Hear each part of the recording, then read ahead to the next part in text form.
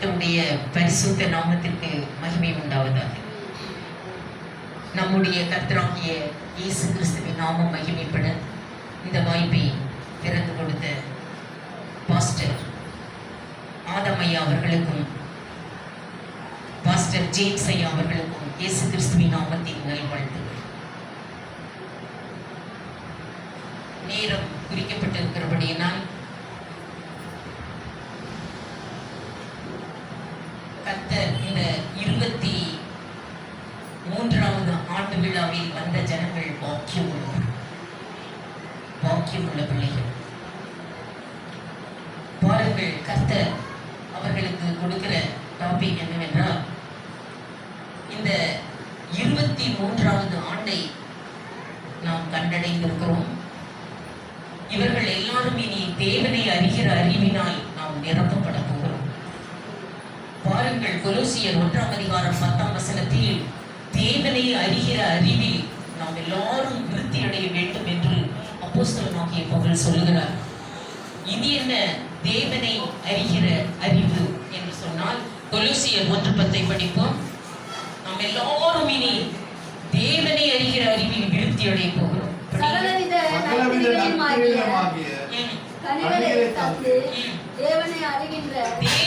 அறிகிற அறிவில் விருத்தி அடையுங்கள். பாருங்கள், எல்லாரும் இனி தேவனை அறிகிற அறிவில் விருத்தி அடைய போகிறோம். இது என்ன தேவனை அறிகிற அறிவு? இந்த அபார மூளை என்பது என்ன? சங்கீதம் 139:2 தாவீதுக்கு இந்த தேவனை அறிகிற அறிவு எப்படி வேலை செய்கிறது பாருங்கள். தாவீதுக்கு எப்படி வேலை செய்கிறது பாருங்கள். 139:2 என் நினைவுகளை கூட நீ தூரத்தில் இருந்து அறிந்து கொண்டிருக்கிறேன். இஸ்ரவேலே, நீ என்னால் மறக்கப்படுவதே இல்லை என்று சொல்லுகிறான். இஸ்ரவேல் என்றால் எங்க பைபிள்ல இஸ்ரவேல் இஸ்ரவேல் போட்டிருக்க எல்லாம் கிறிஸ்டியானிட்டி. இஸ்ரவேலே, நீ என்னால் மறக்கப்படுவதே இல்லை. ஏசாயா 44:21 நான் உன்னை மறந்தா தானே நினைக்கிறது, மறக்கிறதே இல்லை என்று ஆண்டவர் சொல்லுகிறார். இஸ்ரவேலே, நீ என்னால் மறக்கப்படுவதே இல்லை. படியுங்க 44:21. நான் மறக்கிறதே இல்லை. ஆண்டவர் என்ன மறந்துட்டார் போல இருக்குது. எல்லா புத்தகம் ஏன் இல்லைன்னா எனக்கு ஏன் இப்படி புத்தகம் வருது? இன்றையிலிருந்து கர்த்தர் ரூட்டு திருப்புகிறார். உன்னை நான் மறக்கவே இல்லை. யாக்கோபே, இஸ்ரவேலே, இவைகளை நினை, நீ என் தாசன், நான் உன்னை உருவாக்கினேன். நீ என் தாசன். இஸ்ரவேலே, நீ என்னால் மறக்கப்படுவதே இல்லை. Written statement. மறந்தா தானே. இது ரொம்ப நாளைக்கு பிறகுதான் எனக்கே இந்த அறிவு வந்தது. அநேக சோதனைகள்ல போகும்போது, ஐயோ கர்த்தர் என்னை மறந்துட்டார், இது மறந்துட்டார் போல இருக்கு, மறந்துட்டார். பாருங்கள், நீ என்னால் மறக்கப்படுவதில்லை. தாவீதுக்கு இந்த அறிவு எப்படி வேலை செய்கிறது பாருங்கள். 139ஆம் சங்கீதம் 1-12 வரை படிக்கும்போது இந்த அபாரமுள்ள எப்படி வேலை செய்கிறது பாருங்கள். படிங்கள். தேவனை அறிகிற அறிவு. இந்த அறிவு இருக்கிறவன் தான் அவர் இருக்கிறார், அவரை என்னை காண்கிறார் என்று அவரை நம்புவான். படியுங்கள்.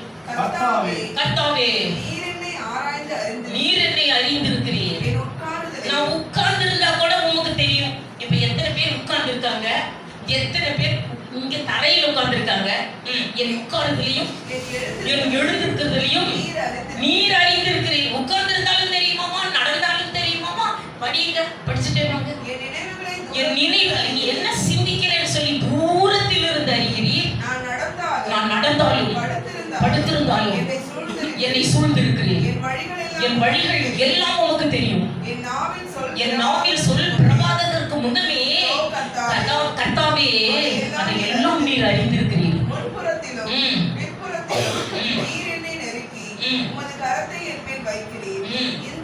இந்த அறிவு ஆச்சரியம் எனக்கு எட்டாத உயரமாய் இருக்கிறது.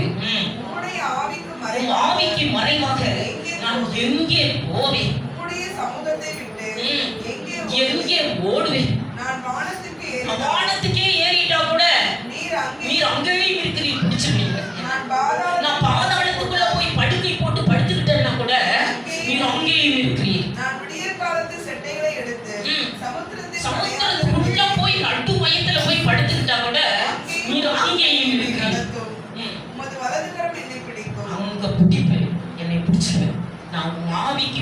நிமித்தமாக எங்கே போவேன், உன் சமூகத்தை விட்டு எங்க ஓடுவேன், நான் பாதாளத்துக்கு போனாலும் அங்கேயும் பிடிச்சிருவீங்க. நான் சட்டை எடுத்து பிளைன் ஏறி வேற எங்கேயாவது ஓடிட்டா கூட அங்கேயும் பிடிச்சிருவீங்க. என் உட்கார்தலையும் என் எழுந்திருக்கிறதுலையும் தூரத்தில் இருந்த அறிகிறேன். இந்த அறிவு உள்ளவன் தான் அவரை நம்புவான். இந்த அறிவு இருக்கிறவன் தான் அவரை நம்புவான். இல்லைன்னா நம்ம கடல் எங்க பார்க்கிறாரு. இந்த அறிவு பாருங்கள், இஸ்ரவேலே நீ என்னால் மறக்கப்படுவது இல்லை என்று சொல்லி ஏசாயா 41ஆம் அதிகாரம் 13ஆம் வசனத்தில் கையை பிடிச்சு சொல்ற, நீ என்னால் மறக்கப்படுவது இல்லை, நான் உனக்கு துணை நிற்கிறேன், நீ பயப்படாத, நான் உன் கையை பிடிச்சு சொல்றேன், நான் உனக்கு துணை நிற்கிறேன் என்று கையை பிடிச்சு சொல்றேன். நீ என்னதான் பிடிச்சு சொல்றது, கையை பிடிச்சு சொல்றாரு. படியுங்கள், நீ என்னால் மறக்கப்படுவதும் இல்லை, நான் உனக்கு துணை இருக்கிற கர்த்தராகிய நான் வலது கையை பிடிச்சு பயப்படாதே, நான் உனக்கு துணை நிற்கிறேன் என்று சொல்லுகிறார். இதை விட என்ன வேணும்? எப்படி கையை பிடிச்சு. மனுஷ கை நம்மை பிடித்தால் என்ன, பிடிக்காம போனா என்ன? கல்யாணத்துல என்ன சொல்றாங்க? கையை பிடிச்சு சொல்றாங்க. மனுஷ கையை எவ்வளவு அள்ளி அள்ளி கொடுத்தாலும், அது வாரி வாரி கொடுத்தாலும், அது மனுஷ கரங்கள் அது ஒரு நாள் உன்னை கைவிட்டு. ஆனால் ஒருவர் கையை பிடித்து சொல்லுகிறார், ஒருவர் உன்னை கையை பிடித்திருக்கிறார் என்ற அறிவு. கையை பிடிச்சு சொல்றேன், உன்னை விட்டு விலகுவதும் இல்லை, உன்னை கைவிடுவதும் இல்லை. இப்படி ஒரு கரம் நம்மை பிடித்துக் கொண்டு சொல்லுகிறது. மனுஷ கைகள் நம்மை பிடித்தால் என்ன, பிடிக்காவிட்டால் என்ன, ஒரு கரம் நம்மை இறுக்கமாக பிடித்திருக்கிறது என்கின்ற அறிவு. இதுதான் தேவனை அறிகிற அறிவு. இந்த அறிவு இருக்கிறவன் அவரை நம்புவான். அவர் இருக்கிறார் என்று சொல்லி பாருங்கள். அவரை பார்க்க முடியாவிட்டாலும் நம்புங்கள், அவர் நம்மை கையில் பிடித்திருக்கிறார், அவர் என்னை பார்க்கிற தேவன் என்று நம்புங்கள். அப்படி நம்பிட்டீங்கன்னா என்ன கிடைக்கும்? படியுங்கள், கர்த்தரை நம்புகிறவனையோ கிருபை சூழ்ந்து கொள்ளும் என்று சொல்லப்படுகிறது. கர்த்தரை நம்புகிறவனையோ கிருபை சூழ்ந்து கொள்ளும். 32:10 சங்கீதம் 32:10 கர்த்தரை நம்புகிறவர்களை என்ன செய்யுமா? படியுங்கள், நம்பினா போதும், அவர் என்னை கையை பிடித்திருக்கிறார் என்கின்ற நம்பிக்கை மாத்திரம் இருந்தால் போதும். பாருங்கள், ஆகையால் செவி கொடுங்கள். 32:10 அநேக வேதனைகள் உண்டு, கர்த்தரை நம்புகிறவனையோ கிருபை சூழ்ந்து கொள்ளும். ஆட்டோமேட்டிக்கா சரவுண்டட் யூ. திடீர்னு கிருபை சூழ்ந்து கொள்ளும். நீ நம்பினால் போதும், கிருபை உன்னை சூழ்ந்து கொள்ளும். ஆட்டோமேட்டிக்கா பாருங்கள், கிருபை எப்பேற்பட்ட கிருபை சூழ்ந்து கொள்ளும் தெரியுமா? 103ஆம் சங்கீதம் 11ஆம் வசனத்தை ஆழத்தை அண்ணாந்து பாருங்கள். எவ்வளவு உயரம், அவ்வளவு உயரமான கிருபை உன்னை சூழ்ந்து கொள்ளும், உன்னை சரண்டடியும் என்று சொல்ல. அவர் கிருபை நம்மேல் வைத்த கிருபை அவ்வளவு பெரிதாய் இருக்கிறது என்று சொல்லப்பட்டிருக்கிறது. படியுங்கள், பூமிக்கு வானம் எவ்வளவு உயரமாய் இருக்கிறதோ அவருக்கு பயப்படுகிறவர்கள் மேல் அவர் கிருபை அவ்வளவு பெரிதாய் இருக்கிறது. அவ்வளவு பெரிய கிருபை உன்னை சூழ்ந்து கொள்ளும், பயப்பட வேண்டும். ஏன் இந்த கிருபையை பற்றி சொல்லுகிறேன் என்றால், இந்த பெண்கள் ஆண்டு விழாவில் ஒரு 5 பெண்களை கொண்டு வந்தேன். ஆனா 5 பேச முடியாது போல இருக்கு, 2 பெண்களை தான் பேச முடியும் போல இருக்கு. பாருங்கள், ஒரு பெண்ணுக்கு கிருபை கிடைத்து விட்டது. லூக்கா 1ஆம் அதிகாரம் 28இல் ஜெபிக்கும் போது, ஒரு பெண் அதிகாலையில் ஜெபிக்கும் போது கேப்ரியல் தூதன் பறந்து வருகிறான். பறந்து வந்து அந்த பெண்ணை பார்த்து சொல்லுகிறான். என்ன வார்த்தை சொல்லுகிறான்? படியுங்கள், மரியாளிடம் கேப்ரியல் பறந்து வந்து அந்த வார்த்தை சொல்லுகிறான். நீ ஜெபிக்கும் வீட்டிலே தேவதூதன் உள்ளே பிரவேசித்து கிருபை பெற்றவரே வாழ்க. இதுதான் கேள்வி. கிருபை பெற்றவர்கள் வாழ்ந்து கொண்டே இருப்பார்கள், அவர்கள் சாகவே மாட்டார்கள். கிருபை பெற்றவர்களே வாழ்க என்று சொல்ற. கிருபை பெறலன்னா நீ வாழவே முடியாது. முதல்ல உலகத்துல வாழவே முடியாது. ஏதாவது ஒரு இடத்துல, ஏதோ ஒரு இடத்துல செத்து கிடப்பு, ஏதோ ஒரு துன்பத்துல மாட்டியிருப்பேன். கிருபை பெற்றவளே வாழ்க என்றான். எங்கேயாவது வாழ்ந்துட்டு இருப்ப இந்த பூமியில. பாருங்கள், மற்றவர்கள் வாழ முடியாது, கிருபை இல்லாதவர்கள் வாழவே வாய்ப்பில்லை. ஏன்? அப்படி என்ன அந்த கிருபையில என்ன இருக்கு? படியுங்கள், ரோமர் 5ஆம் அதிகாரம் 21இல் கிருபைக்குள் ஜீவன் இருக்கிறது, கிருபைக்குள் நித்திய ஜீவன் இருக்கிறது. ஆதலால் அதை பெற்றவர்கள் வாழ்ந்து கொண்டே இருப்பார்கள். பாவத்திற்குள் மரணம் இருக்கிறது, பாவம் செய்கிற ஆத்துமா சாகும். வச்சு பார்த்தா அது தெரியும். சில சிறிய பொருள்களை மைக்ரோஸ்கோப் வச்சு பார்த்தா அது தெரியும். ஆஹா, இதுல இது இருக்கான்னு. அதே போல பாவம் செய்கிறவர்களை பார்த்தால் அவர்களுக்குள் என்ன இருக்கிறது? மரணம் இருக்கிறதாம். ஆனால் கிருபைக்குள் பார்க்கும்போது ஜீவன் இருக்கிறதா? படியுங்கள். ரோமர் 5ஆம் அதிகாரம் 21, ரோமர் 6ஆம் அதிகாரம் 23. ஆதலால் பாவம் மரணத்திற்கு ஏதுவாக ஆண்டு கொண்டது போல கிருபையானது நம்முடைய கர்த்தராகிய இயேசு கிறிஸ்துவின் மூலமாய் நீதியினாலே நித்திய ஜீவன் அதற்குள் இருக்கிறது. ஆதலால் நீ வாழ்ந்து கொண்டே இருப்பாய். அதனால் தேவதூதன் காபிரியல் சொல்லுகிறான், கிருபை பெற்ற மரியாளே நீ வாழ்க. பாருங்கள், மரணத்துக்கு ஏதுவாக பாவம் ஆண்டு கொண்டது போல கிருபையை நீ பெற்றுக்கொண்டால் என்ன? நித்திய ஜீவன் அதற்குள் இருக்கிறபடியினால் நீ வாழ்ந்து கொண்டே இரு. எந்த சக்தியும் உன்னை அழிக்க முடியாது. 6:23 ரோமர். பாவத்தின் சம்பளம் மரணம், பாவத்தின் சம்பளம் மரணம், தேவனுடைய கிருபை வரமோ நம்முடைய கர்த்தராகிய இயேசு கிறிஸ்துவினால் உண்டான நித்திய ஜீவன். கிருபை என்ன தெரியுமா? நித்திய ஜீவன் உன்னை சுத்திக் கொள்ளும். நித்திய ஜீவன் அவர்கள் தலையின் மேல் இருக்கும் என்று எழுதி வைத்திருக்கிறார்கள். இந்த உலகத்திலேயே நித்திய ஜீவன் தலை மேல சுழன்றுகிட்டே இருக்கும். நித்திய மகிழ்ச்சி தலை மேல் சுழலும், சஞ்சலம் தவிப்பும் ஓடிப்போம். நித்திய மகிழ்ச்சி தலை மேல் சுழலும், சஞ்சலம் தவிப்பும் ஓடிப்போம். இந்த உலகத்திலேயே கிருபை பெற்றுக் கொள்வாயானால் நித்திய மகிழ்ச்சி, நித்திய ஜீவன் உன் தலையின் மேல் சுழன்று கொண்டே இருக்கும். ஜெனரேட்டர் மாதிரி. ஜெனரேட்டரை பார்த்துருக்கீங்களா? ஜெனரேட்டர்ல என்ன பண்ணுவோம்? நல்லா லைட் கரண்ட் இருக்கும்போது நல்லா சார்ஜ் பண்ணி வச்சிருக்கோம். நல்லா சார்ஜ் பண்ணி வச்சுட்ட உடனே என்ன ஆகும்? சில ஹோட்டல்கள்ல நான் போய் பார்த்துருக்கேன், திடீர்னு லைட் ஆஃப் ஆகும். லைட் ஆஃப் ஆன உடனே அதே ஆட்டோமேட்டிக்கா தட்டி விட்டுரும். ஜெனரேட்டர் ஆட்டோமேட்டிக்கா தட்டி விட்டோம்னா அது லைட்டு போனதும் தெரியாது, வந்ததும் தெரியாது, அது பாட்டுக்கு எரிஞ்சுக்கிட்டே இருக்கும். என்னது ஜெனரேட்டர்ல எரியுது? அப்ப கரண்ட் போய் எப்பனே தெரியும். டக்குன்னு அது ஆஃப் ஆன உடனே இதை டச் பண்ணி விட்டுரும். அதே போலதான் நீ கிருபையை பெற்றுக்கொண்டால் நீ மரிக்கும் போது டக்குன்னு நித்திய ஜீவனுக்குள்ள நுழைஞ்சிருப்ப. டக்குன்னு அது டச் பண்ணி விட்டுரும். நீ வாழ்ந்து கொண்டே இருப்பாய். கிருபை பெற்றவளே நீ வாழ்ந்து கொண்டே இருப்பாய் உயிரோடு இருக்கும் வரை. ஒரு தடவை கிருபை கிடைச்சிருச்சுன்னா எவ்வளவு நாள் இருக்கும்? சங்கீதம் 23:6. ஒரு மனிதனுக்கு ஒரு தடவை கிருபை கிடைத்து விட்டால் அது எவ்வளவு நாட்கள் இருக்கும்? படிப்போம். என் ஜீவனுள்ள நாளெல்லாம் கிருபை என்னை தொடர்ந்து வந்து கொண்டே இருக்கும். கிருபை பெற்றவர்கள் வாழ்ந்து கொண்டே இருப்பார்கள் என்று சொல்லப்படுகிறது. நம்மை வாழ வைக்கும் கிருபை என்று சொல்லப்பட்டிருக்கிறது. ஒரு சில பாயிண்ட்ஸ்களை சொல்ல விருப்பப்படுகிறேன். யாருக்கு கிருபை கிடைத்தது என்று சொல்லி, ஃபர்ஸ்ட் பெண்ணுக்கு கிருபை கிடைத்தது, மரியாளுக்கு கிருபை கிடைத்தது. இரண்டாவது பாருங்கள், இந்த மெரினா சுனாமி 80 அடிக்கு வந்துச்சு. இப்போ நாம போய் மெரினாவில் பார்த்தோம்னா கடல் அலை 6 அடியிலிருந்து 8 அடி தான் நார்மலா அடிச்சுட்டு இருக்கோம்.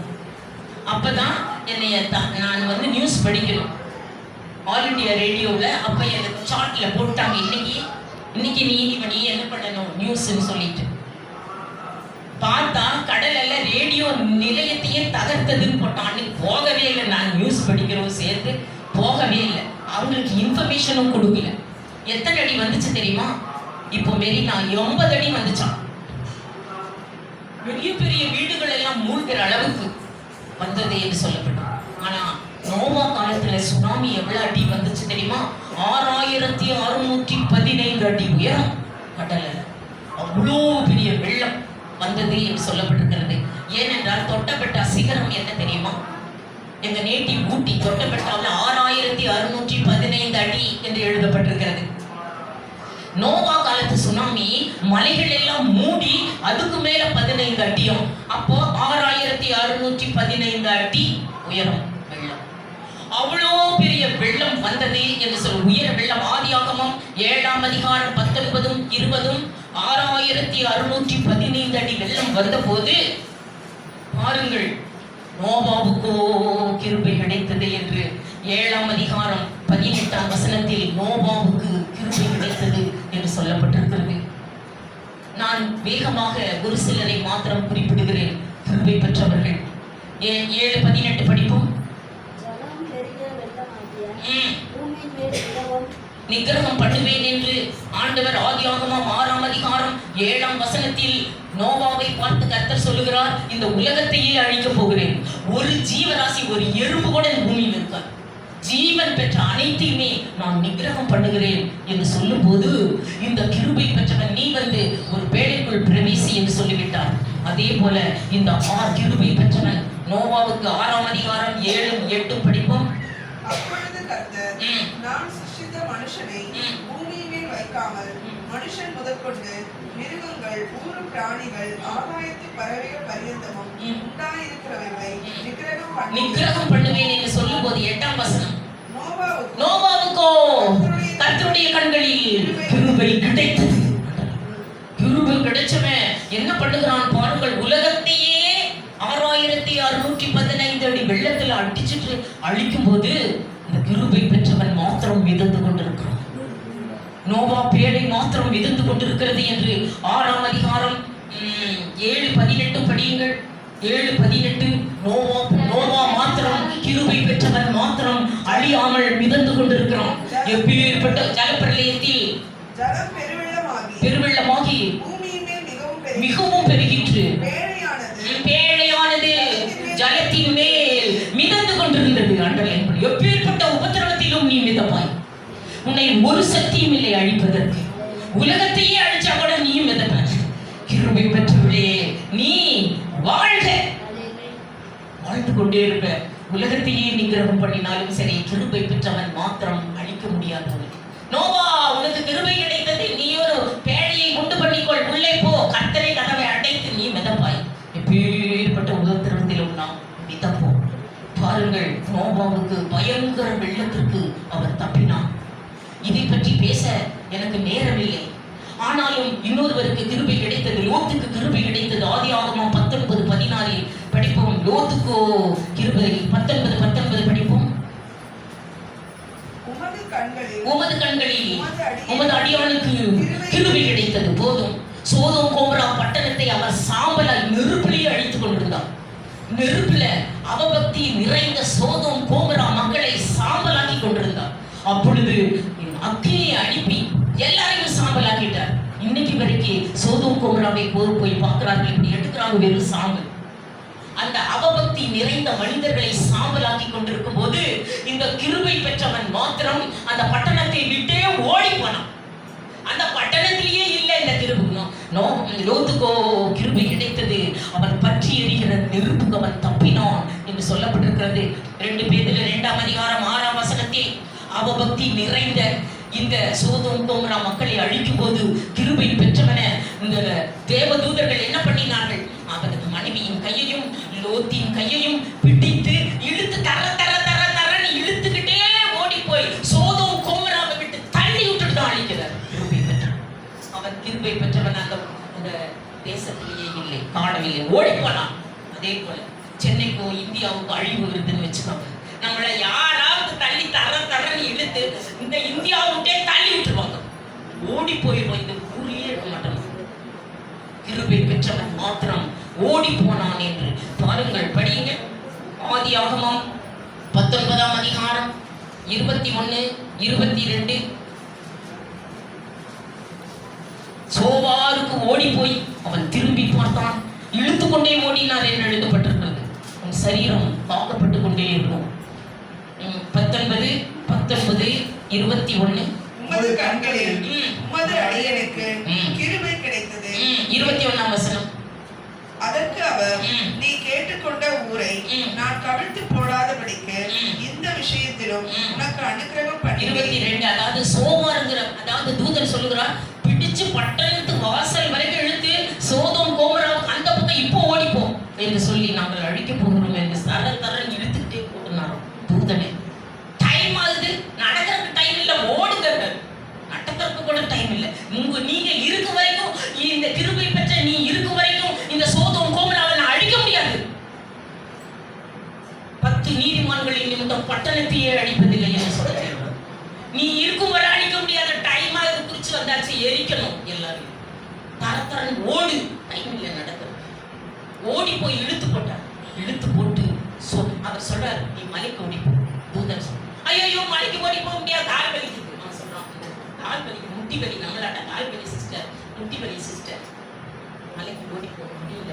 அப்ப ஒரு சோமார் தெரியுது, ஐயோ அதையும் தான் அழிக்க வந்தோம், சரி நீ கேட்டுக்கொண்டது நிமித்தம் அந்த சோமாரையும் நான் அழிப்பதில்லை என்று சொல்லி சோமாருக்கு ஓடி போனான். சோமாருக்கு போய் அவன் திரும்பி பார்க்கும்போது தன் எல்லாரும் அழிந்து சாம்பலாகி கிடக்கிறது. தான் வாழ்ந்த பூமி தன் மனைவி முப்புத்துமாகி கிடக்கிறது. கையில பிடிச்சிட்டு வந்த மனைவி கல்லாயிட்டு, அதை கூட திரும்பி பார்க்கல. எவ்வளவு பயங்கரம் பாருங்கள். நம் மூர்த்தி தான் திரும்பி பார்க்காதே என்றால் திரும்பி பார்க்க மாட்டார். அதனால் தான் அவருக்கு கிருபை கிடைத்தது. அவபக்தி நிறைந்த சோதோம் கோமராவை அவர் சாம்பலாக்கி கொண்டிருக்கும் பொழுது கிருபை பெற்றவன் ஓடி போனான். பயங்கர நெருப்புக்கு அவன் தப்பினான் என்று சொல்லப்பட்டிருக்கிறது. அநேகருக்கு கிருபை கிடைத்தது. அதை பற்றி சொல்ல எனக்கு நேரமில்லை, வேணால் குறித்து வைத்துக் கொள்ளுங்கள். தாவீதுக்கு கிருபை கிடைத்தது என்று பாருங்கள். தாவீதுக்கு கிருபை கிடைத்தது.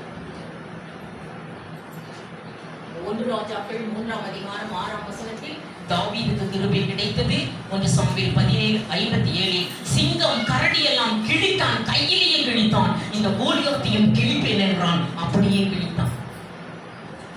ஆபிரகாமுக்கு கிருபை கிடைத்தது. ஆதியாகமம் 24:26 பயங்கர ஊழியக்காரர், என் எஜமானுக்கு கிருபை கிடைத்தது என்று சொன்னார் எலியேசர்.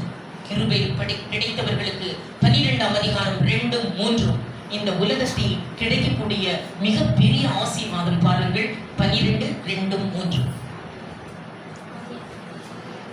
12:2-3 கிருபை பெற்றவன். நான் உன்னை பெரிய ஜாதியாக்கி உன்னை ஆசீர்வதித்து உன் பேரை பெருமைப்படுத்துவேன். நீ ஆசீர்வாதமாய் இருப்பாய். உன்னை ஆசீர்வதிக்கிறவர்களை ஆசீர்வதிப்பேன், உன்னை சபிக்கிறவர்களை ஆட்டோமேட்டிக். அதையும் ஃபிட் பண்ணிட்டார் ஆட்டோமேட்டிக்கா. உன்னை யாராவது சபிச்சாங்கன்னா அவங்க அத்தனை பேர் சபிக்கப்பட்டு போயிருப்பாங்க. கிருபை பெற்றவனை உன்னை ஆசீர்வச்சாங்கன்னா அவங்க ஆட்டோமேட்டிக்கா ஆசீர்வதிப்பாங்க. அப்படி ஃபிட் பண்ணிட்டார். கரெக்டா ஃபிட் பண்றாங்க. உன்னை ஆபிரகாமுக்கு கிருபை கிடைத்தது என்று சொல்லப்பட்டிருக்கு. அதனால் உன்னை ஆசீர்வதிக்கிறவனை ஆசீர்வதிப்பேன், உன்னை சபிக்கிறவனை சபிப்பேன். மோசேக்கு கிருபை கிடைத்தது என்று சொல்லி பாருங்கள். யாத்திரையாகமம் 33ஆம் அதிகாரம் 16ஆம் வசனத்தில் மோசேக்கு கிருபை கிடைத்தது. உடனே அவர் சொல்லுகிறார், யாத்திரையாகமம் 33:21 என் அண்டையில் உனக்கு ஒரு இடம் இருக்கிறது என்று சொன்னார். பின்னும் கர்த்தர், இதோ என் அண்டையில் உனக்கு ஒரு இடம் இருக்கிறது, அந்த கண்மலை வெடிப்பில் வைத்து உன்னை டோட்டலி கவர், என் கையின் நிழலினால் உன்னை அப்படியே மூடி விடுவேன். Totally cover. படிங்க. என் மகிமை கடந்து போகும்போது நான் உன்னை அந்த கண்மலையின் வெடிப்பிலே, கிருபை பெற்றவர்களை என்ன செய்யறாரு? கண்மலை வெடிப்பில் வைத்து நான் கடந்து போக மட்டும் என் கரத்தின் உன்னை மூடுவேன், கரத்தின் நிழலினால் உன்னை மூடுவேன். Totally cover. ஒரு பாக்ஸ் வச்சிருக்கு, அந்த பாக்ஸ்க்குள்ள ஒரு ஆளை போட்டு அதை மூடி வச்சுட்டா அதுக்குள்ள என்ன இருக்குதுன்னு தெரியும். கொரோனாவுக்கு கண்ணே தெரியல, நம்மள எல்லாம் மூடி வச்சுட்டாரு. அதனாலதான் நம்ம எல்லாம் வந்துட்டோம், இல்லைன்னா நம்மள பிடிச்சிருக்கோம். Totally cover. நம்மள கண் தெரியல. கொரோனா எப்படி என்னைய மட்டும் கொரோனா ஒண்ணும் செய்யல. நீ உன்னை கண்மேல வெட்டிப்புல வச்சு மூடிட்டாரு. என் கண்மல் மோசே, என் அண்டையில் உனக்கு ஒரு இடம் இருக்கிறது, என் கண்களை வெட்டிப்பில் வைத்து என் கரத்தின் நிழலினால் உன்னை மூடுவேன் என்று சொல்லுகிறார். சங்கீதம் 27:5 தீங்கு நாட்கள் வந்தால் உன்னை மூடுவேன் என்று சொல்லுகிறார். தீங்கு நாட்கள் வந்துவிட்டால் உன்னை மூடி விடுகிறேன். உலகத்துக்கே தீங்கு வந்து விட்டது கொரோனா, நம்மளை மூடி விட்டார். பாருங்கள், படியுங்கள். உலகத்துக்கே கொரோனா. தீங்கு நாளில் அவர் என்னை தம்முடைய கூடாரத்தில் வைத்து ஒளித்து வைத்து, ஒளித்து வைத்து அண்டர்லைன் பண்ணுங்கள். தீங்கு நாளில் தமது கூடாரத்தில் நம்மை ஒளித்து வைத்து மூடுவேன். ஒளிச்சிடுவார். கண்ணே தெரியாது கொரோனா. என்ன அவங்களும் சுவாசிக்கிறாங்க, அதே கத்தத்தான நானும் சுவாசிச்சேன், எனக்கு மட்டும் ஒண்ணுமே ஆகல. இது என்னது? நான் தப்பி வந்துட்டு உங்களுக்கு இருக்கா சிஸ்டர் கொரோனா? இல்லைங்க, அவங்க செத்து போனாங்க, செத்துட்டாங்க, அது தெரியாது. அவங்கள மூடல. நம்மளுக்கு கொரோனாவுக்கு நம்மள கண்ணு தெரியல, மூடிவிட்டார். தீங்கு நாளில் அவர் தமது கூடாரம் மறைவில் நம்மை கிருபை பெற்றவனை ஒளித்து வைத்து காப்பாற்றுகிறார். பாருங்கள், எதற்கெல்லாம் மூடுவார்? 91ஆம் சங்கீதம் 5, 6, 7, 10, 13 எதற்கெல்லாம் மூடுகிறார் பாருங்கள். எதற்கெல்லாம் மூடுகிறார் நம்மை? தீங்கு நாள் வந்து விட்டார். இரவில் உண்டாகும் பயங்கரத்துக்கு இரவின் பயங்கரம், பகலில் பறக்கும் அம்பு, இருளில் நடமாடும் கொள்ளை நோய், மத்தியானத்தில் பாழாக்கும் சங்காரம், கொள்ளை நோய்கள்லாம் என்ன செய்யறாரா? மூடிட்டார். நானா சொல்றேன், நான் இது ஏதாவது சொல்றேன்னா ரிட்டன் ஸ்டேட்மெண்ட். இரவின் பயங்கரம், பகலில் பறக்கும் அம்பு, இருளில் நடமாடும் கொள்ளை நோய், மத்தியானத்தில் பாழாக்கும் சங்காரம், எல்லாத்தையும் மூடிடுவாரா? இரவின் பயங்கரத்திற்கும் பகலில் பறக்கும் அம்புக்கும் இருளில் நடமாடும் கொள்ளை நோய்க்கும் நான் பயப்படவே மாட்டேன். இருளில் நடமாடும் கொள்ளை நோய்க்கும் நான் பயப்படவே மாட்டேன். அவர் சேட்டையின் கீழடைகளும் புகவேதம் சிறகுகளால் மூடுவார். அவர் சேட்டையின் கீழடைகளும் புகவேதம் சிறகுகளால் மூடுவார். எல்லாத்துக்கும் கொள்ளை நோய்க்கு மூடிவிட்டார். இன்னும் 150 வகை வருதாமா, எல்லாத்துக்கும் மூடிடுவார். தப்புவோம். கிருபை பெற்றவன் மாத்திரம் தப்பி கடந்து போவான். அவனை மாத்திரம் மூடுவேன். பாருங்கள், யோசேப்புக்கு ஒவ்வொருலையும் சொல்லி யோசேப்புக்கு கிருபை கிடைத்தது. ஆதி அப்போஸ்தலர் 7ஆம் அதிகாரம் 9 அவருக்கு கிருபை கிடைத்தது. ஆதலால் பார்வோன் ராஜா அவனை என்ன செய்தான்? 105ஆம் சங்கீதம் 22 யோசேப்புக்கு கிருபை கிடைத்த உடனே தன் வீட்டுக்கு ஆண்டவனும் தன் ஆஸ்திக்கெல்லாம் அதிபதியாக்கி விட்டான். பார்வோன் ராஜா தன் வீட்டுக்கே ஆண்டவன். பார்வோன் ராஜாவோட வீட்டுக்கு ஆண்டவன் யார் தெரியுமா? யோசேப்பு. கிருபை பெற்றான். படியுங்கள். ராஜா அவனை ஆளனுப்பி அவனை கட்டவிழ்க்க சொன்னான். ஜனங்களின் அதிபதி அவனை விடுதலை பண்ணினான். தன் பிரபுக்களை அவன் மனதின்படி கட்டவும் 105:22 அவனை தன் வீட்டுக்கெல்லாம் ஆண்டவனும் தன் ஆஸ்திக்கெல்லாம் அதிபதியும் ஆக்கினான். அவனுக்கு கடவுள் யார் தெரியுமா? ராஜாவுக்கு யோசேப்பு. கிருபை பெற்றவன். ஆஸ்திக்கு யோசேப்பை அதிபதி ஆக்கி. பவுலுக்கு கிருபை கிடைத்தது. பயங்கர கிருபை வெளிப்பாடு கிடைத்தது. பாருங்கள், இந்த கிருபை நிறைய பேர் இருக்க சொல்லல. இந்த கிருபை பெற்ற மரியாள் ஃபர்ஸ்ட் ஒரு பெண் கிருபை பெற்றாள். கிருபை பெற்றால் வாழ்ந்து கொண்டே இருப்போம் என்று. இந்த கிருபை யாருக்கு கிடைக்கிறது? ஒரே லைன்ல சொல்லணும்னா யாக்கோபு 4ஆம் அதிகாரம் 6ஆம் வசனம். அவர்களுக்கு தான் கிருபை கிடைக்கிறது. படியுங்கள். அவர் அதிகமான கிருபையை அளிக்கிறாரே. The Lord gives more. அவர் அதிகமான கிருபையை அளிக்கிறாரே. ஆதலால் தேவன் பெருமையுள்ளவர்களுக்கு எதிர்த்து நிற்கிறார், தாழ்மையுள்ளவர்களுக்கு கிருபை அளிக்கிறார் என்று எழுதப்பட்டிருக்கிறது. தாழ்மையா நடந்துட்டு போனீங்கன்னா கிருபை ஆட்டோமேட்டிக்கா உனக்கு வந்துடும். தாழ்மையுள்ளவர்களிடம் தண்ணியை ஊத்துனா மேலையா இறங்கும், தண்ணியை ஊத்துனா அப்படியே கீழே தான் போகும். தாழ்மையா நீ நடந்தா ஆட்டோமேட்டிக்கா கிருபை. தாழ்மையுள்ளவர்களிடம் கிருபை தங்கும் என்று எழுதப்பட்டது. The Lord gives more grace to the humble. தாழ்மையா பேசுறேன். நான் யார் தெரியுமா? எனக்கு தெரியுமா? நான் எவ்வளவு படிச்சிருக்கேன் தெரியுமா? நான் யாரு தெரியுமா? என் வேலை தெரியுமா? நீ நான் போச்சு கிருபை வர. The Lord gives. இயேசு கிறிஸ்து அப்படித்தானே தாழ்மையாக நடந்தார். அதிகமான கிருபை பெற்றவர். பிறந்தது கூட மாட்டுக்கொட்டாய். அது சொந்த மாட்டுக்கொட்டாய் கூட கிடையாது. அது இன்னொருத்தனோட மாட்டுக்கொட்டாயம். பிறந்ததிலிருந்து செத்து அடக்கம் பண்ணப்பட்டிருக்கிறது இன்னொருத்தனோட கல்லறை. தனக்கு கல்லறை இன்னொருத்தர் தான் செத்தா என்ன பண்ணலாம்? அடக்கம் பண்ணலான்னு சொல்லிட்டு அவன் கல்லறை வாங்கி வச்சிருக்கான். அதுல யோசுவை கொண்டு போய் வச்சாங்க. பிறந்ததுல இருந்து மரணம் வரைக்கும் தாழ்மையின் கோலமே. கண்ணை திறந்து பார்த்தா மாடுகள் நிற்குது. மாடுகள் அவருக்கு முதல் தோழர்கள், கண்ணர்கள் அவருக்கு கடைசி தோழர்கள். கண்ணை திறந்து கண்ணை திறந்து பார்த்தா மாடுதான் மேலே கட்டிட்டு. சாகும்போது அவர் ஜீவனை விடும்போது கண்ணர்களிடத்தில் தான் அவர் பேசிக் கொண்டிருந்தார். மாடுகள் அவருக்கு முதல் தோழர்கள், கண்ணர்கள் அவருக்கு கடைசி தோழர்கள். வைக்கோல் அதுல படுக்க வச்சுட்டாங்க இயேசுவை. வைக்கோல் தான் முதல் தலையணை, முள்முடி தான் அவருக்கு கடைசி தலையணை. பாருங்கள், அவர் எருசலேமுக்கு போகும்போது சொந்த கழுதை கூட கிடையாது. ஒருத்தன் கழுதை வச்சிருப்பான், கழுதை குட்டி வச்சிருப்பான், அவுத்துட்டு வர. இன்னொரு அவர் எருசலேமுக்கு பவனி போகும்போது இன்னொருவனுடைய கழுதை. அவர் பஸ்கா ஆசரிக்க சொன்ன போது, பஸ்கா ஆசரிச்ச போது இன்னொருத்தனுடைய மேல் வீடு, செத்து அடக்கம் பண்ணப்பட்டது இன்னொருத்தனுடைய கல்லறை, பிறந்ததிலிருந்து மரணம் வரைக்கும் தாழ்மையும் கோலமும். பாருங்கள், தேறினவன் எவனும் தன் குருவை போலவே இருப்பான். ஆதலால் கிருபை பெற்றவர்களுக்கு பலத்தினால் ஒருவனும் இந்த உலகத்தில் அவர்களை மேற்கொள்ளுவது இல்லை. 1 சாமுவேல் 2ஆம் அதிகாரம் 9ஆம் வசனத்தில் பலத்தினால் ஒருவரும் அவர்களை மேற்கொள்ள முடியாது. உபாகமம் 11ஆம் அதிகாரம் 25இல் கிருபை பெற்றவர்கள் உயிரோடு இருக்கும் நாளெல்லாம் ஒருவனும் உனக்கு முன்பாக எதிர்த்து நிற்கவும் முடியாது. They shall mount up with wings like eagles என்று எழுதப்பட்டிருக்கிறது. கிருபை பெற்றவர்கள் புது பலனினால் ஈகிள் போல எழுப்பிக் கொண்டிருப்பார்கள் இந்த உலகத்தில் என்று. பாருங்கள், இந்த உலகத்தில் கிருபை பெற்றவர்கள் வாழ்க என்று சொன்னார். ஒரு புருஷன் தன் மனைவியை கொல்ல பார்த்தானா, கிருபை பெற்றவர்கள் கொல்லவே முடியாது, சாவு அவர்கள் விலகி போகும். கொல்ல பார்த்தானா, என்ன நீ எப்படி புருஷன், நம்ம மாட்டக்கூடாது, அவளே செத்துட்டான் அப்படிங்கிற மாதிரி தான் இந்த புருஷர்கள் கொல்ல பார்க்கறது. நம்ம மாட்டக்கூடாது, அவளே செத்துட்டான்னு சொல்லிட்டு அப்படி இருக்கட்டும்னு சொல்லிட்டு நேரா போய் வீட்டுக்குள்ள போய் கேஸை திறந்து விட்டாங்க. கேஸை திறந்து விட்டுட்டு ஓடிட்டாங்க.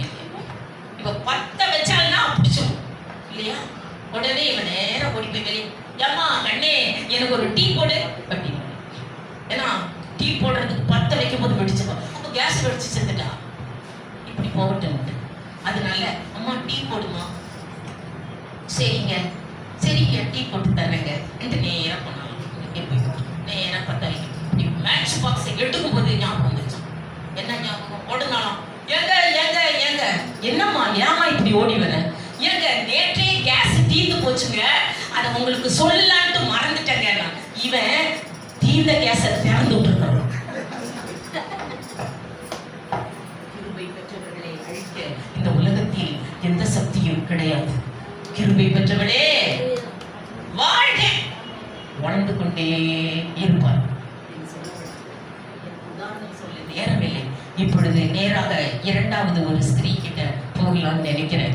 கர்த்தரை தெய்வமாக வழிபடுகிற பிள்ளைகள் வாக்கியவான்கள் என்று வேதம் சங்கீதம் 144:15 மற்றொரு ஸ்திரீயை குறித்து நான் சொல்ல விசுவாசிக்கிறேன். படியுங்கள். 144:15.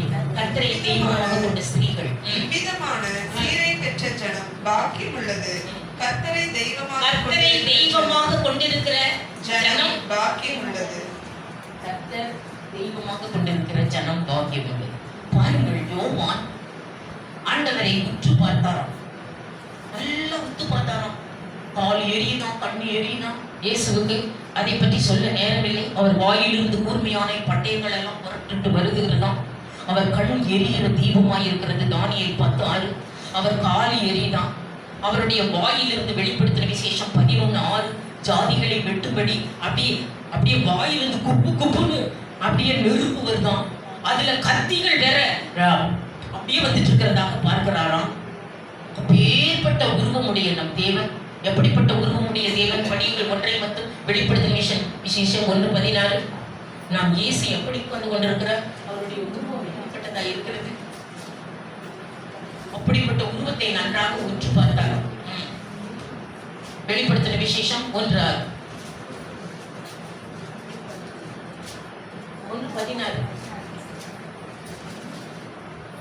தமது வலது கரத்திலே 7 நட்சத்திரங்களை ஏந்திக் கொண்டிருந்தார். அவர் வாயிலிருந்து அவர் வாயிலிருந்து இருபுறமும் கருப்புள்ள பட்டயம் புறப்பட்டது. அவருடைய முகம் வல்லமையாய் அவர்கள் வாயிலிருந்து பட்டயம் புறப்படுது, கூர்மையான பட்டயம் புறப்படுகிறது என்று சொல்லப்படுது. ஜாதிகளை வெட்டும்படி வாயை திறந்தாருன்னா நெருப்பு வருகிறது. நெருப்புல கத்தி கத்தியா வருதான். இதை பார்த்தா எப்படியா வளைஞ்சு வச்சுட்டு இருக்கிறீங்க? ஆண்டவருடைய பயங்கர கால் கொதிக்குதான், கண்ணு கொதிக்குதான். கர்த்தாதி கர்த்தா. இன்னும் நல்லா ஒத்து பார்த்தா அவருடைய வஸ்திரத்துல என்ன எழுதப்பட்டிருக்கிறது? வெளிப்படுத்தி விசேஷம் 19:16.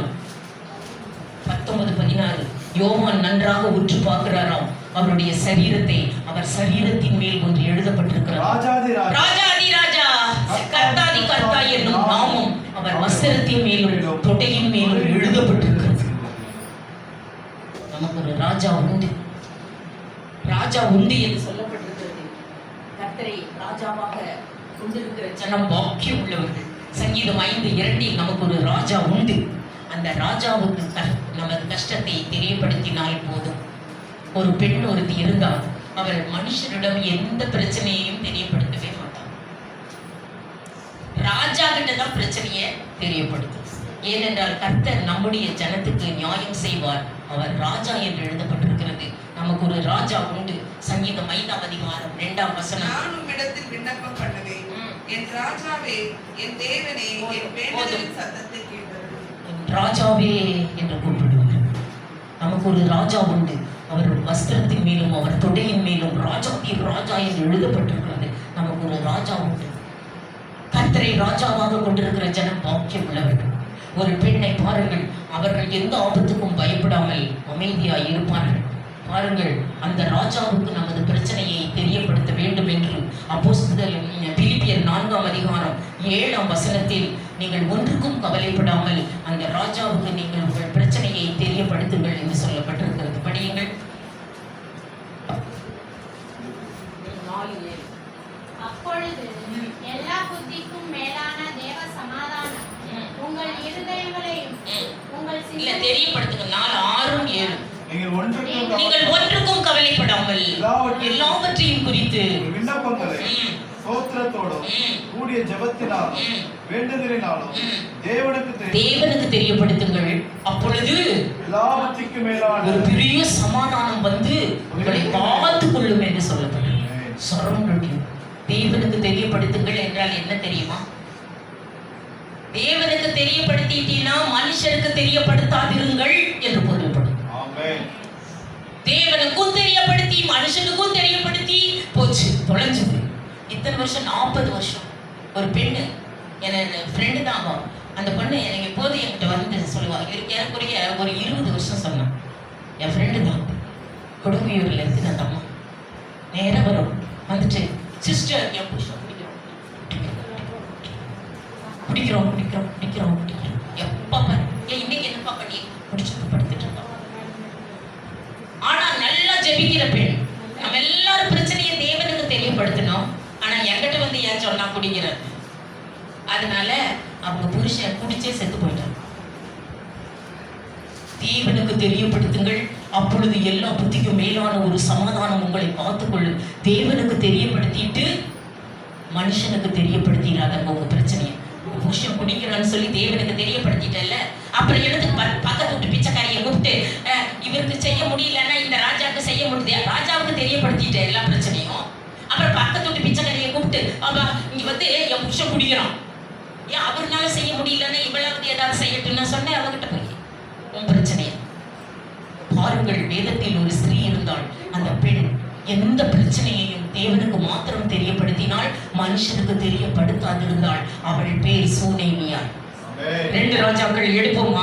2 ராஜாக்கள் 4ஆம் அதிகாரத்தை எடுப்போம். தன் பிரச்சனையை தேவனுக்கு மாத்திரம் தெரியப்படுத்தின பெண்.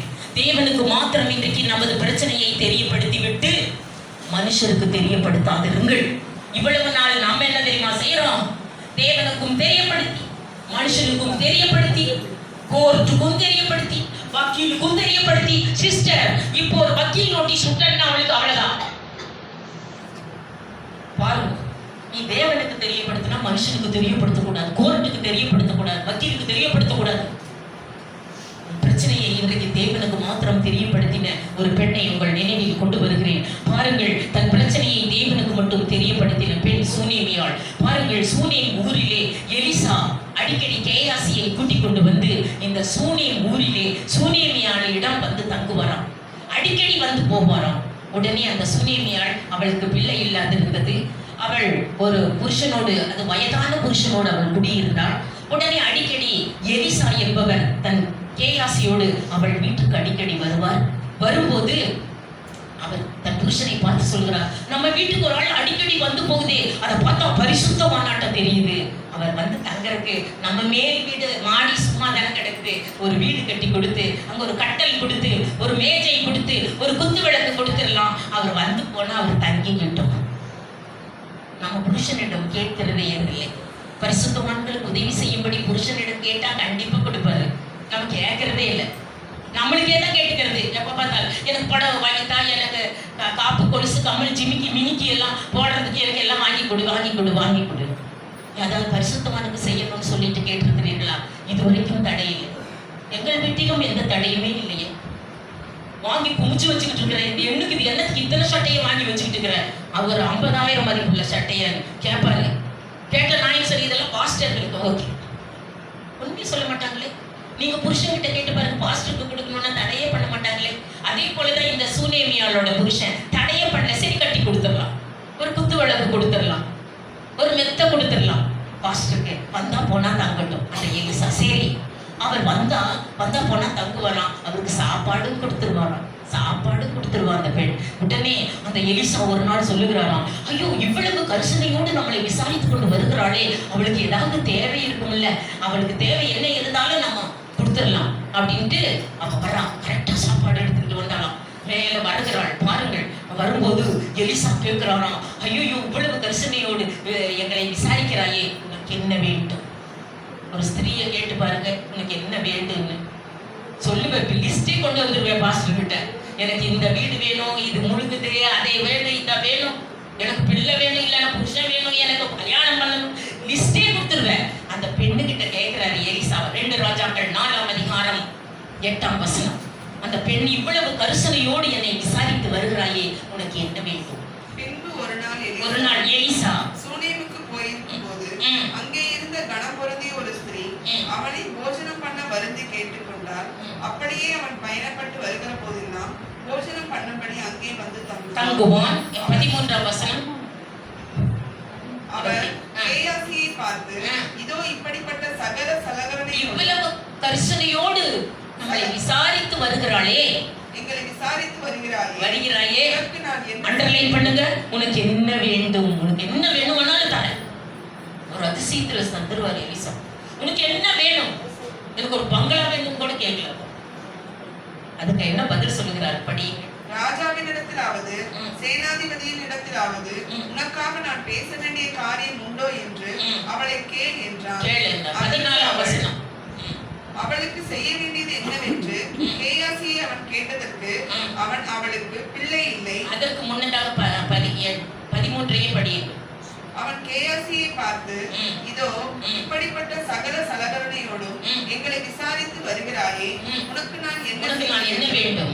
ராஜாவின் இடத்திலாவது சேனாபதியின் இடத்திலாவது உனக்காக நான் பேச வேண்டிய காரியம் உண்டோ என்று அவளை கேள் என்றான். அதற்கு அவள், என் ஜனத்தின் நடுவே நான் சுகமாய் குடியிருக்கிறேன், எனக்கு ஒண்ணுமே வேண்டாம். சொல்லுவாங்களோ எந்த பெண்ணா கேட்டு பார்த்தா, எனக்கு ஒண்ணும் வேண்டாம், என் தேவனுடைய பராமரிப்பில் நான் சுகமாய் குடியிருக்கிறேன். இந்த வார்த்தையை தவிர இன்றையிலிருந்து உங்கள் வாயிலிருந்து எந்த வார்த்தையும் வரக்கூடாது. புருஷன் எப்படி இருக்கிறார்? நல்லா இருக்கிறாருங்க, சுகமா இருக்கிறார். பிள்ளை எப்படி இருக்குது? நல்லா இருக்குதுங்க. சொல்லுவியா? குடிக்கிறார் சுத்துறான் என் பிள்ளை சொல்லுவியா? இந்த பெண்ணை கேட்கிறார், ஏதாவது உனக்கு தேவையாமா? என் ஜனத்தின் நடுவே நான் சுகமாய் குடியிருக்கிறேன், எனக்கு ஒன்றும் வேண்டாம். சுகமாய் குடியிருக்கிறேன். அண்டர்லைன் பண்ணுங்க, சுகமாய் குடியிருக்கிறேன்.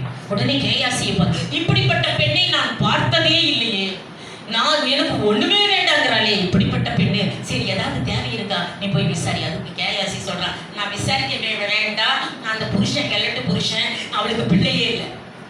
பிள்ளையே இல்லையா? பிள்ளை இல்லாதவள் ஒண்ணுமே வேண்டாம்னு சொல்லி இருக்கிறா. பிள்ளை வேணும்னு கூட கேட்கலையே.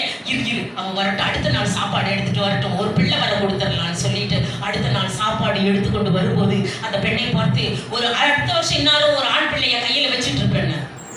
ஆண்டவரே, எனக்கு அபத்தம் சொல்ல வேண்டாம், நான் உங்ககிட்ட கேட்டனா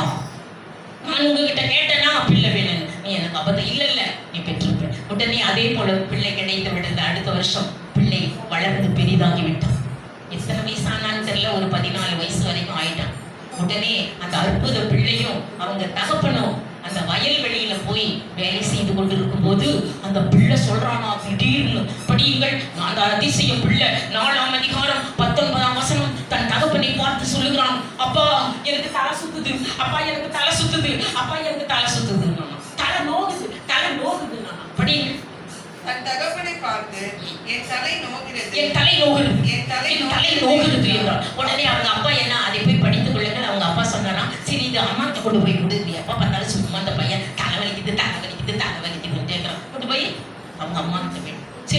அம்மா கிட்ட கொண்டு போய் விட்டு விட்டார்கள். 20ஆம் வசனம், அவனை எடுத்து அவன் தாயினிடத்தில் கொண்டு தாயினிடத்தில் ஒப்படைத்தார்கள். 21ஆம் வசனம், அவன் அந்த பிள்ளையை தன் தாய் தன் மடியில் படுக்க வைத்த உடனே அவன் செத்து போனான்.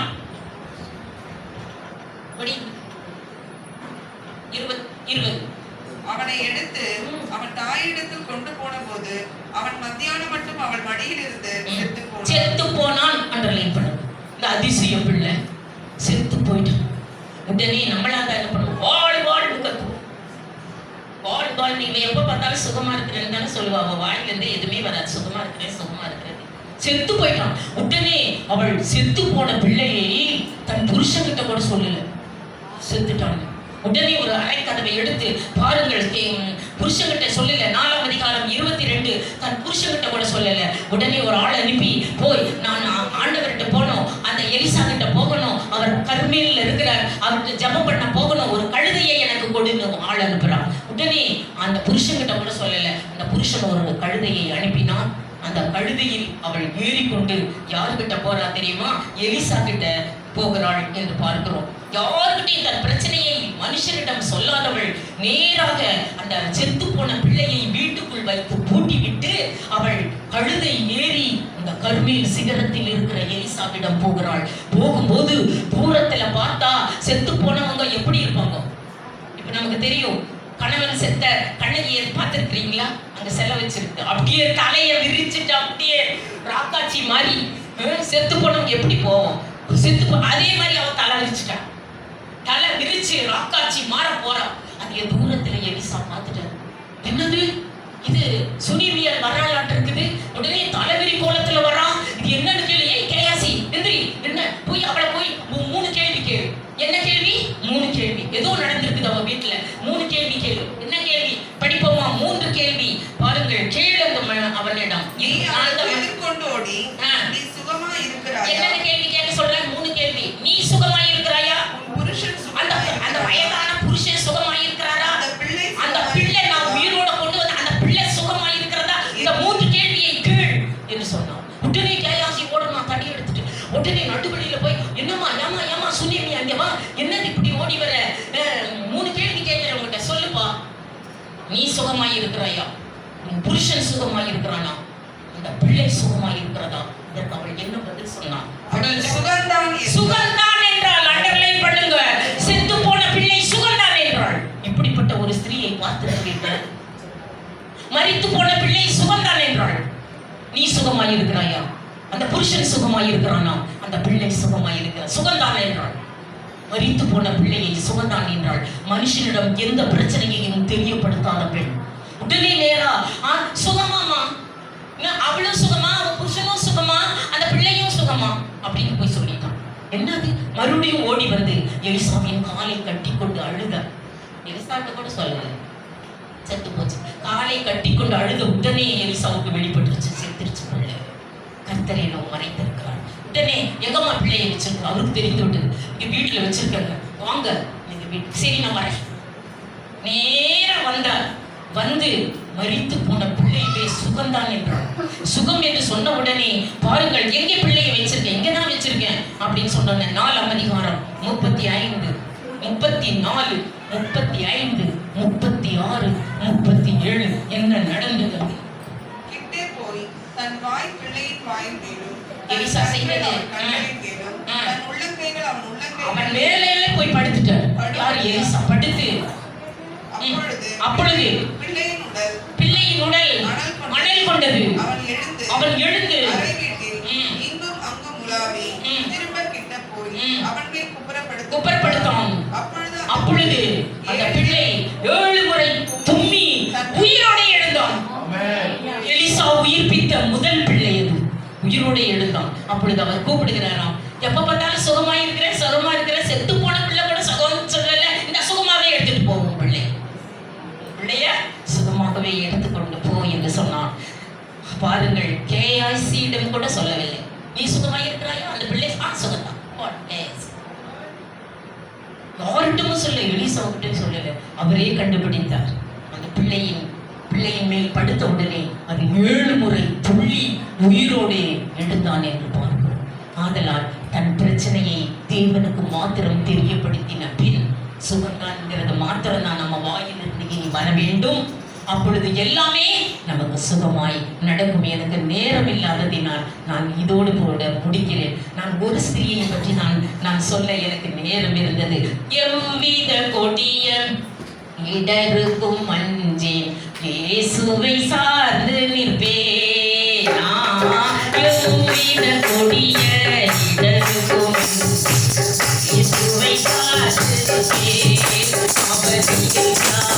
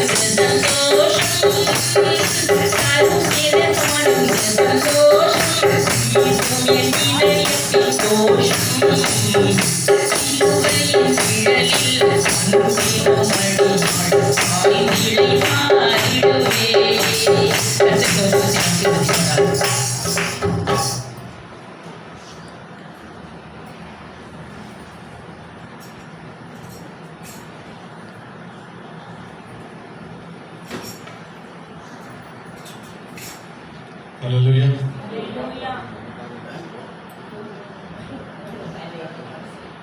Hallelujah. பாடுங்க பரவாயில்ல. ஒரு பாட்டு பாடுந்தா ஒரு காரியம் போயிட்டு உபகாரம் செய்ய சொல்லக்கூடிய தேவனுக்கு